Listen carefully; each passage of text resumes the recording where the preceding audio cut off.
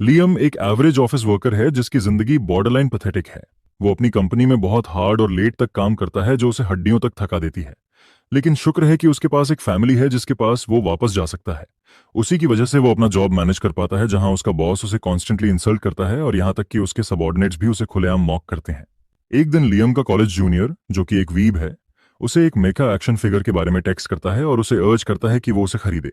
Liam भी अपनी पूरी जिंदगी एक वीब रहा है, तो वो अपने जूनियर द्वारा भेजे गए शॉप लोकेशन पर चला जाता है। लेकिन वहां जाकर उसे जो दिखाई देता है उससे वो हक्का बक्का रह जाता है। उसकी वाइफ एक दूसरे आदमी के साथ डेट पर होती है। लियम इस बात से बिल्कुल डम फाउंडेड हो जाता है क्योंकि उसकी वाइफ को तो उस रात उनकी बेटी को सोर्ड क्लास ले जाना था।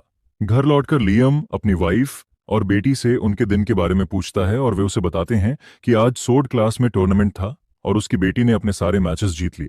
लियम तय करता है कि वो उन पर यकीन करेगा और उस बात को नजरअंदाज कर देगा जो उसने आज खुद अपनी आंखों से देखा था। लेकिन वह उस ख्याल को अपने दिमाग से निकाल नहीं पाता, इसलिए वह अगले दिन फिर उसी जगह जाता है। इस बार न सिर्फ उसकी वाइफ बल्कि उसकी बेटी भी वहां होती है और वो उस अजनबी आदमी को पापा कहती है। लियम पूरी तरह से शेकन हो जाता है और अब वह अपने काम पर भी कंसंट्रेट नहीं कर पाता। और तभी उसका बॉस वहां आकर उसे बिना किसी कारण इंसल्ट करता है।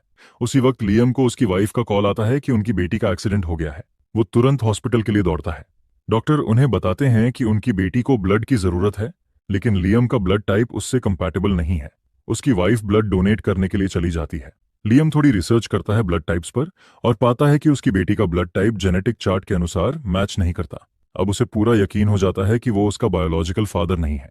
जब वे घर लौटते हैं, लियम अपनी वाइफ को कन्फ्रंट करता है, लेकिन वो अपनी गलती मानने के बजाय उसे ही ब्लेम करती है। वो कहती है कि ये सब तुम्हारी गलती है, तुम हमेशा काम में लगे रहते हो और तुम्हारे पास फैमिली के लिए कोई टाइम नहीं है। ऊपर से इतना काम करने के बावजूद तुम्हारे पास पैसे भी नहीं है।